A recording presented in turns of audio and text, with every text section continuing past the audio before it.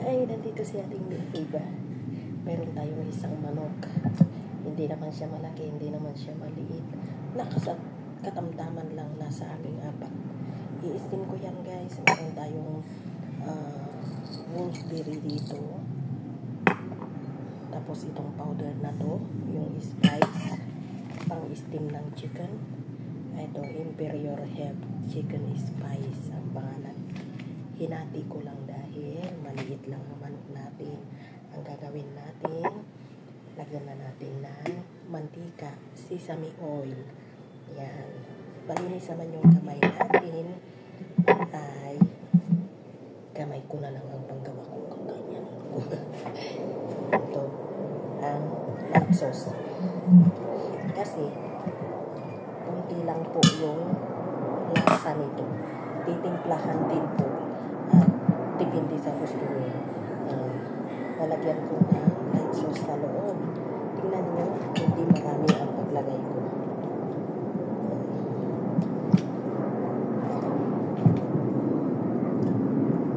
Native chicken ito, guys. Tapos, ito na yung powder na ilalagay natin. Lagyan ko pa ng kunting alak.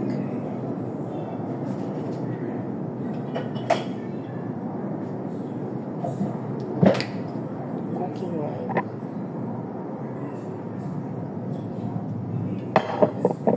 Parang bango, masarap. Tapos ganyan-ganyan ko lang. Nalagay ko na yung ganyang powder. Yan siya, guys. Madali lang siya. Putput natin sa loob. Putput natin sa likod. Tapos masa-masahin para kumapit yung lasa. Ayan.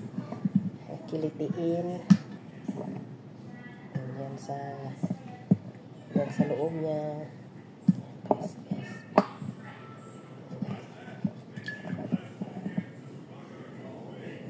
Bukbuk na natin. Pinapahirapan pa kasi natin Riba yung sarili niya, no?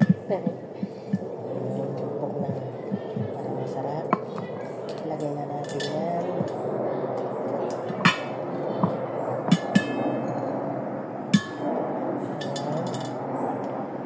Tapos balutin na natin.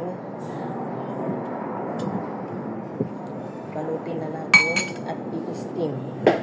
Dali lang, guys. Kunin ko lang yung pambalot natin, ha?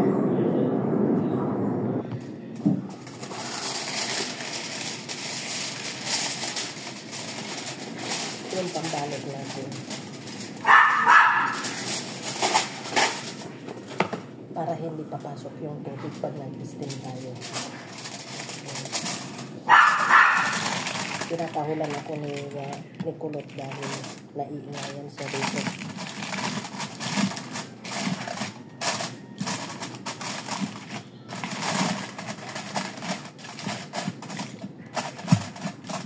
Yan, guys. I-steam ko na. Dito ko siya i-steam. Yan. Dito ko siya i-steam. Tapos, tatakpan ko na. I-on na natin yung apoy. Yan. Wait for 1.5 hours. God bless.